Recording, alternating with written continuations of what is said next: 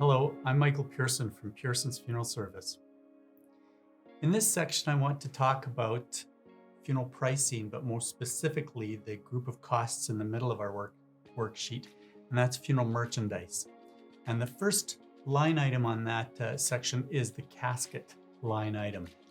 And everybody who passes away is either going to be buried or cremated. And of course, if you're going to be buried, it's obvious that you need a casket. And we have a huge selection of caskets from, very, very modest and expensive caskets to some that are more interesting and more beautiful and probably have more expensive materials. But there's a big range and there's lots of good choice throughout that spectrum. Everybody who's cremated also needs to go in a container to be cremated. And we could refer to that container as a casket, even if it's just a simple plywood tray with a cardboard top. But typically we'll oftentimes refer to those less expensive containers that we would put someone in for cremation as a cremation container as opposed to a casket.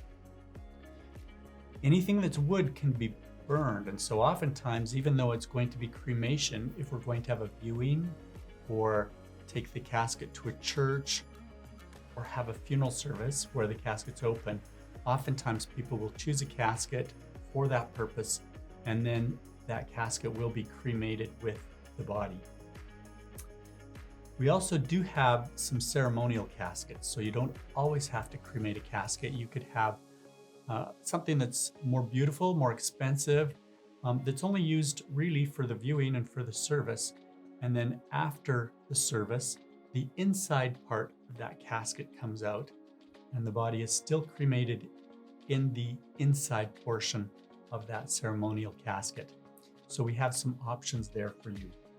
In this whole area of merchandise, we also have what we refer to as our cremation fee, and as a separate line item, as it's kind of a professional fee, but we've put it in this category under the merchandise section. And if somebody is cremated, we do need to put their cremated remains in a container, and that container would be referred to as an urn.